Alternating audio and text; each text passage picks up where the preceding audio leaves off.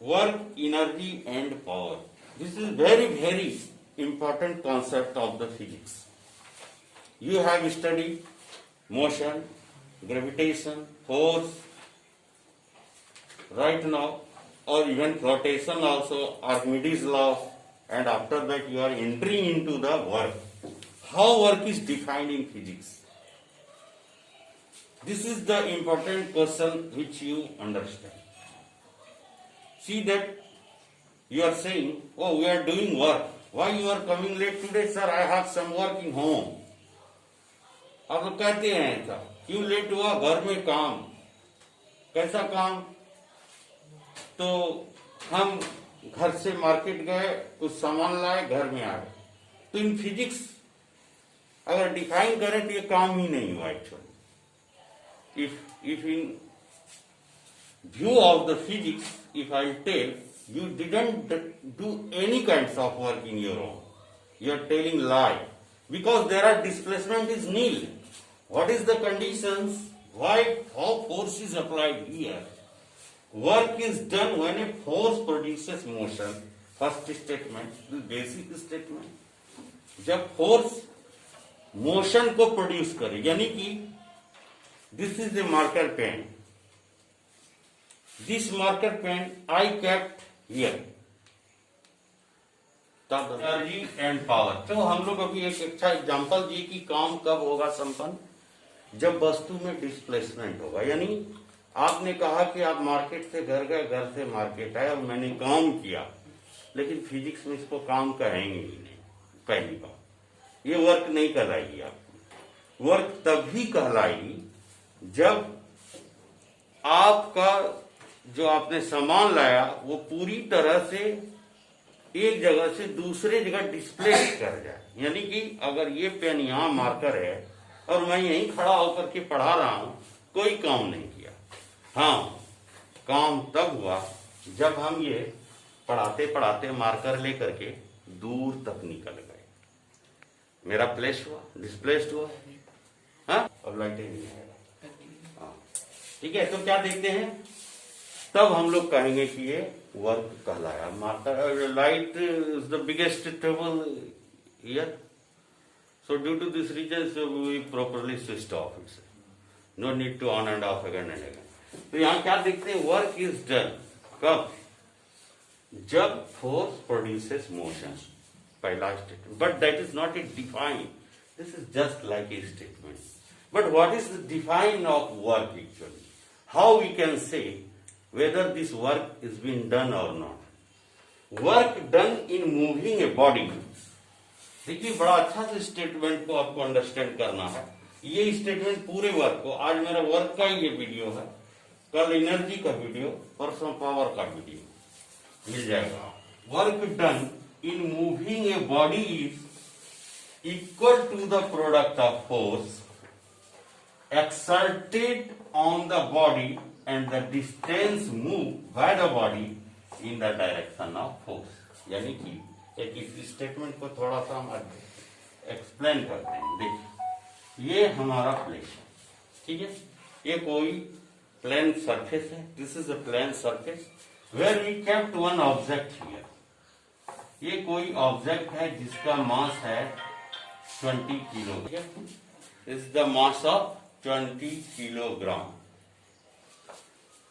We start, इसको हम धकेलना प्रारंभ किए. ठीक है, ये यहां पे हमने प्रेशर अप्लाई किया, फोर्स लगाया, ये फोर्स लगाया. देखिए, धकेल रहे हैं इस बॉडी को, इस बॉडी को हम धकेल रहे हैं.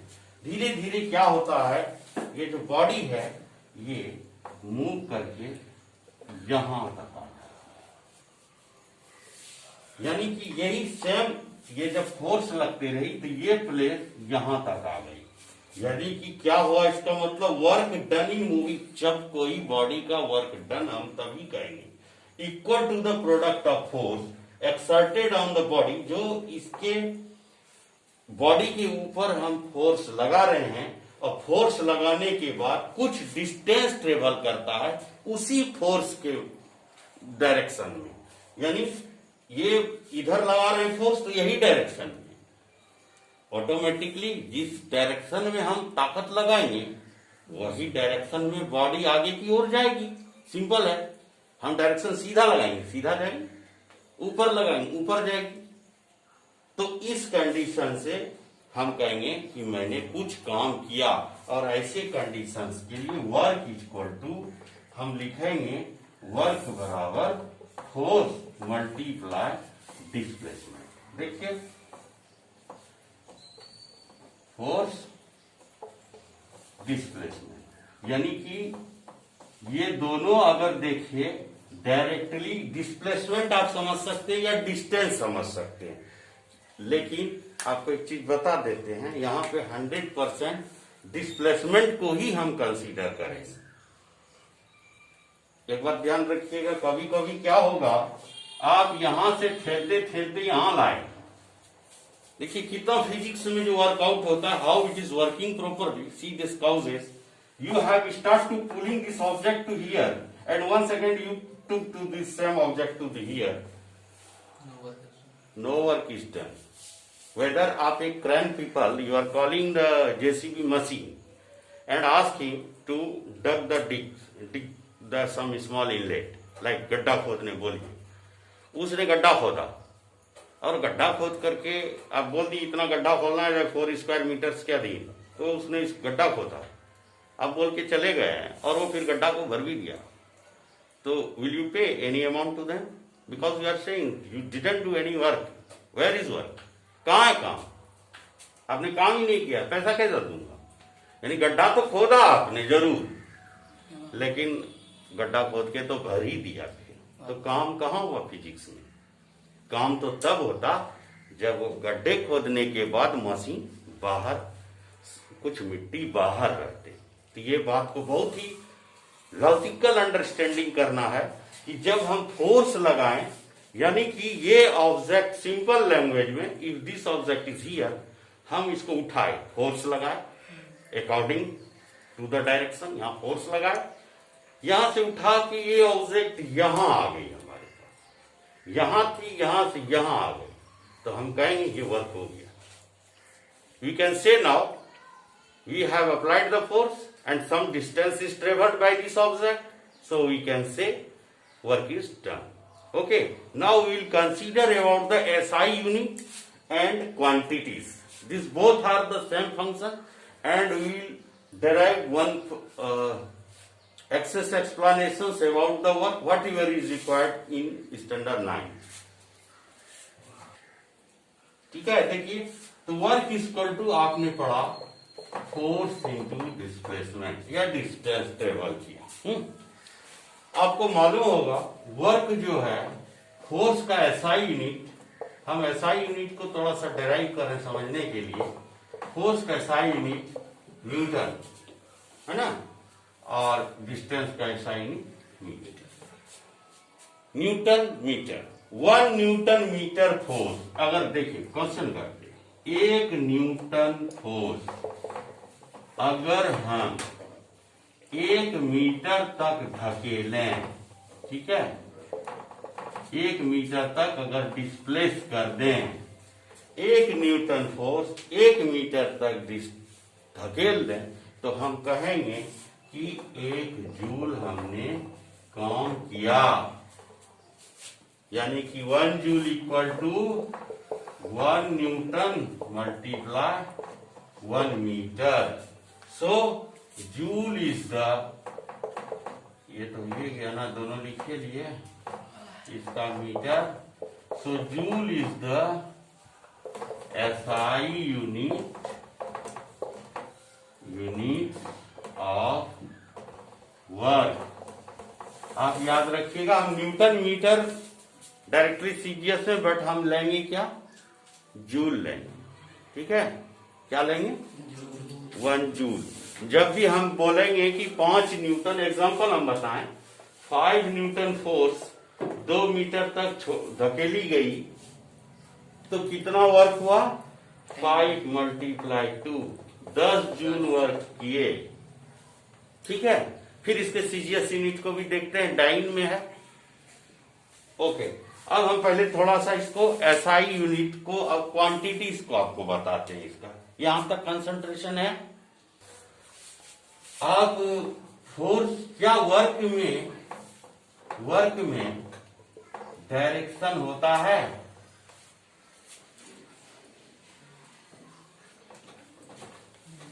Is their direction in work, क्या काम में कोई डायरेक्शन होता है? This is the question. नहीं होता। This is the biggest thing. आप फॉर्मूला को देख करके अंडरस्टैंडिंग कर रहे हैं, बट एक्चुअली वर्क में डायरेक्शन नहीं होता। एग्जाम्पल मैं बोलता हूं। मैंने आपको कोई काम दिया, जैसे आप तो समझ गए, ऐसे जगह काम दिया जिसमें आप कुछ फोर्स लगाएंगे और कुछ बॉडी डिस्प्लेस करेंगे, ठीक है। तो आप क्या कहेंगे कि सपोज आपने 2 मीटर गड्ढा खोदा जमीन के नीचे, एक आदमी ने आया और उस गड्ढे को भर दिया। एग्जाम्पल हम बोल रहे हैं। तो दूसरे आदमी के हिसाब से दूसरे आदमी ने वर्क किया। अब पहले आदमी ने पहला वर्क किया, जैसे आप कई जगह बात देखते होंगे, ऐसा होता है जनरली बेसिक कॉन्सेप्ट में। एक आदमी आएगा, इधर से नींव काटो, लेबर को बोलेगा नींव उधर से तरी फाउंडेशन काटो। दूसरा आदमी आएगा, दूसरा भाई, दोनों भाई 36 काटा, ये नींव इधर से भरिए, इधर से नहीं कटेगा, ये जमीन एक हाथ इधर चलाए, इधर से काटे, उसको भर दिया। तो क्या वो पहला लेबर ने जो वर्क किया, आपको पेमेंट तो उसको भी करना पड़ेगा, और जो भरा उसको भी करना पड़ेगा। तो हम ये कहां कह सकते हैं कि इसमें हम 2 हाथ मीटर उत्तर की ओर काटो या दक्षिण की ओर काटो या पूरब की ओर, काम किया मैंने, पैसा लूंगा, सीधी सी बात। सो वर्क, जो वर्क होता है वो डायरेक्शन में होता है जरूर, बट वर्क का खुद कोई डायरेक्शन नहीं होता है। समझ रहे हैं इस कॉन्सेप्ट को? Work only having the magnitude, only magnitude पाए जाते, परिणाम होता है। इसीलिए तो आप देख रहे हैं, लिखा है क्या आंसर में, जूल पर मीटर, कहीं नहीं लिखा रहता। एक यूनिट वाला जो है वो वही है, फोर्स का एक यूनिट थोड़ी ना है, फोर्स का तो 2 यूनिट है। फोर्स में आपने क्या पढ़ा था? फोर्स में पढ़ा था मास इंटू एक्सेलरेशन। मास का यूनिट केजी था और ये था मीटर पर सेकेंड स्क्वायर। तो ये डायरेक्शन है, 2 यूनिट है। भलो हम इसको न्यूटन लिख रहे हैं, 1 न्यूटन के बराबर है, लेकिन 2 यूनिट है। लेकिन किलोग्राम 1 यूनिट, केजी आप बोलते हैं, हाँ, 5 केजी मास। वेदर नॉर्थ में दीजिए या साउथ में दीजिए, ईस्ट में दीजिए, वेस्ट में दीजिए, I will provide you 5 joule work, so you have to pay me। यानी कि एक और कॉन्सेप्ट है। अभी अगर आप अच्छा समझ लेंगे तो you can understand in future also very well. This both are vector quantity, see, because force भी डायरेक्शन है, डिस्प्लेसमेंट में भी डायरेक्शन है ना, both having the direction, so both are the vector quantity. और major concept, vector multiply vector equal to scalar. So work is a scalar quantity. Scalar is a vector, मतलब work is a scalar quantity. It has only magnitude. It has only magnitude. Wait कर रहा, ठीक है। Test देने के बाद दरवाजा time है, इसको ऑफ करना, ये सब तुम लीजिए। अब एक केस में आपने देखा कि वर्क बराबर जो होता है फोर्स मल्टीप्लाई डिस्प्लेसमेंट है। बट एक बात और है, ये बंदा का घर का सीढ़ी है। अब हम डायरेक्ट डायग्राम से ही समझाने का कोशिश करता हूँ, जल्दी समझ में भी आपको आ जाएगा। जनरली सीढ़ी का कुछ ऐसा ही रूपरेखा होती है, यानी ऐसा सीढ़ी का यहाँ पैर रख रख के आदमी ऊपर चढ़ता है ना, ABC, ये छत का टॉप फ्लोर हो गया, ऊपर हो, ठीक है, समझिए। दिस इज द सीढ़ी ऑफ अ मकान, मतलब कोई हाउस का ये सीढ़ी है, स्टेयर है ना। यानी यहाँ से चढ़ करके यहाँ तक जाना है और मठा 50 किलो का वजनों है। देखिए दो अलग अलग आप फील भी किए होंगे, साइकिल भी आप चलाते होंगे कभी कभी। अगर स्ट्रेट रोड होगा तो यहाँ से यहाँ तक आप बहुत आसानी से चले जाते, लेकिन जब ये रोड इस तरह का होगा तो आपका हालत पंक्चर हो जाता होगा साइकिल के, है ना। क्यों ऐसा होता, कभी सोचे हैं? वर्क्स दोनों ही करता है, लेकिन वो वर्क्स अगेंस्ट ग्रेविटी, ग्रेविटी को नीचे दबा करके ऊपर की ओर बढ़ता है, यानी 9 पॉइंट जी को नीचे दबाता है और फिर ऊपर जाता है। ऐसे कंडीशन में हम वर्क बराबर लिखेंगे mass into gravitational acceleration into height. अब देखिए ये कुछ यही बात ही है, बात भी यही है एक्चुअली, सिर्फ हम थोड़ा सा एक्सप्लेन करते हैं बात। This is the only topic. What is this?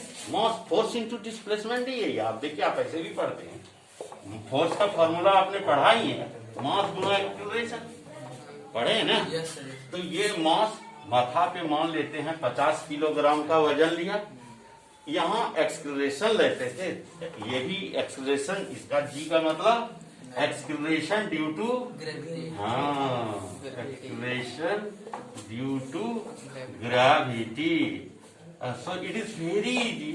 आप लोग एक्चुअली पढ़ाने बहुत इच्छा होते हैं, 3 आवर 4 आवर कंटिन्यू क्लास लेने से तब थोड़ा सा होता है, ज्यादा फिजिक्स है, but that is not a matter.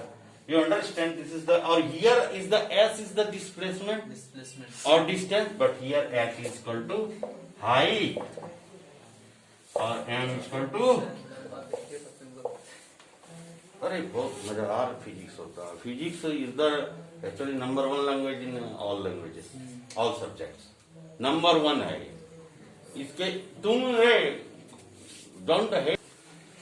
अब यहाँ पर एक और कॉन्सेप्ट है फिजिक्स का कि सर अगर कभी कभी जैसे एग्जांपल हम करें, गेस कीजिए कि ये ऑब्जेक्ट है, ये ऑब्जेक्ट है, इस ऑब्जेक्ट को यहाँ पे खड़ा होकर के, ये एक व्यक्ति है खड़ा होकर के, हाँ इसको यहाँ से रस्सी से बांध दिया, ये रस्सी है और इसको खींच रहा, तो खींच रहा कि यहाँ से ये डिस्प्लेसमेंट आगे की हो जा रहा, खींच रहा पकड़ करके, टांग दिया ऊपर से, खींच रहा, ठीक है।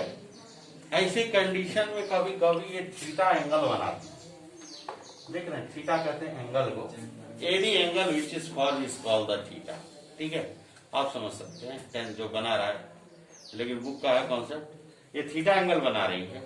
ऐसे कंडीशन में अगर हम कहें कि यहाँ पर क्या वर्क डन हो रही है, तब आपको समझने के लिए थोड़ा सा वर्क बराबर एक और फॉर्मूला लेना पड़ेगा, F S cos theta.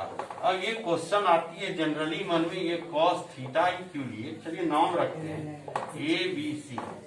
Cos theta equal to, इस थोड़ा सा एक स्टेप आगे, लेकिन 9th के बुक में है, sit down don't move anywhere, अच्छा पड़ेगा तब न।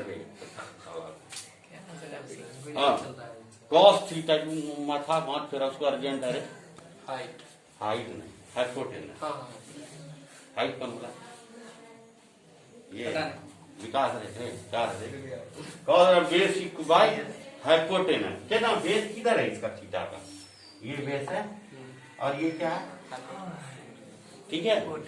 तो ये बेस बाय हाइपोटेनस में हम ये थीटा के माध्यम से ये दूरी को जान सकते हैं, यहाँ से यहाँ तक, ये यहाँ से यहाँ तक कितना ट्रेवल किया, तो यानी ये जब जरूरत पड़ेगी अकॉर्डिंगली यूज करेंगे, नहीं तो क्लास 10 में यूज करेंगे। Formula SI unit of work का क्या होगा, बोलिए,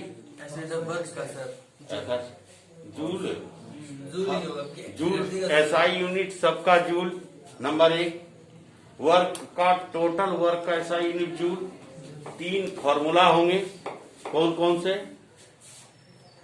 कौन से 3 फॉर्मूला है वर्क के, formula work equal to mass displacement, mass into gravitation, height और एक post travel, mgh, fs cos theta, ठीक है। F S cos theta. 3 formula है आपका सत्य प्रकाश, तीनों फार्मूला को ऑलरेडी रिमेम्बर में डालिए। और ये अब ज्यादा कुछ नहीं, मैं और एक 5 मिनट खाली समय लूंगा, एक सवाल बताऊंगा और उसको पॉज करो। चलिए ध्यान दीजिए, क्वेश्चन लीजिए, तुरंत समझ में आ रही है। इसे गप के कारण से 10 मिनट टाइम वेस्ट हो जाता होगा। At travelling at the 30 metre पर सेकंड, देखिए ये कार है, क्वेश्चन को पूरा समझना है तब आपको बात को पूरा बनेगा, नहीं तो बनेगा ही। 30 मीटर पर सेकंड चलती है कार, ठीक है, कितना 30 मीटर, हाँ, मतलब एक कार जिसका वजन 1000 किलोग्राम है। कितना वजन मालूम है? 1 टन। हाँ 1000।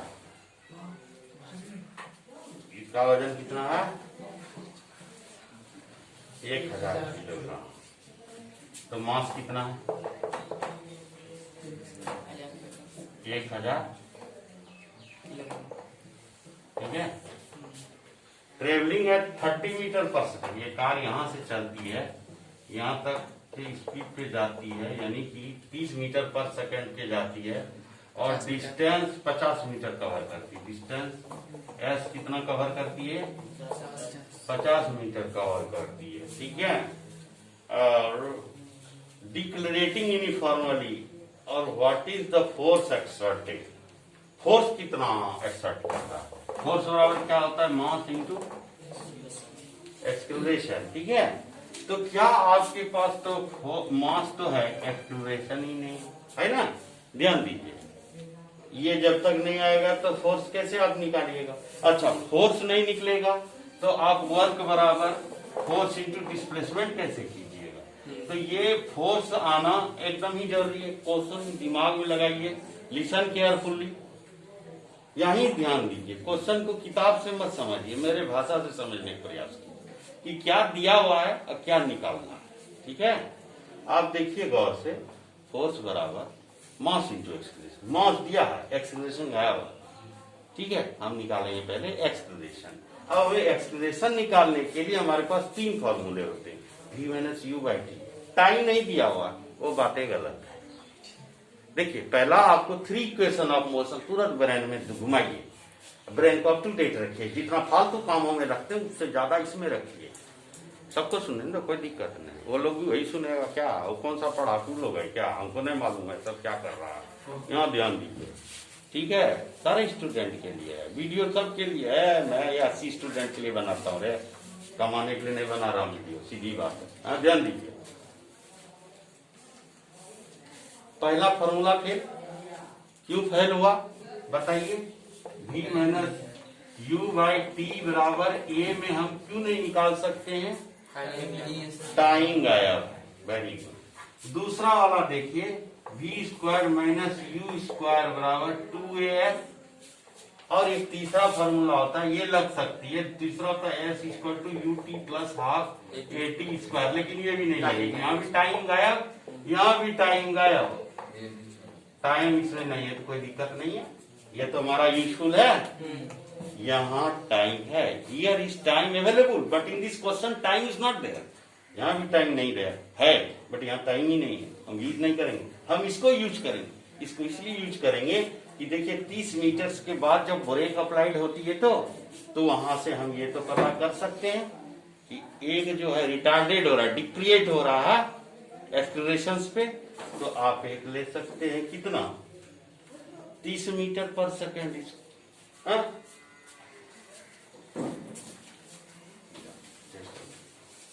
क्वेश्चन देंगे, क्वेश्चन बाद में ले लेंगे। एक्सेलरेशन बराबर क्या करेंगे? v minus you square by 2s। s दिया है ना, कितना दिया हो? 50 मीटर। v स्क्वायर कितना दिया हो? 0। पहला वाला फाइनल स्पीड 0 है। 0 माइनस 30 का स्क्वायर कितना हो गया? 900 प्लस 900। तो 900 बाय 50 दूनी 100 बराबर 9 मीटर पर सेकेंड। वर्क बराबर F बराबर लेना मास इंटू F बराबर। देखिए अब question, so you can easily understand we are doing this activity here.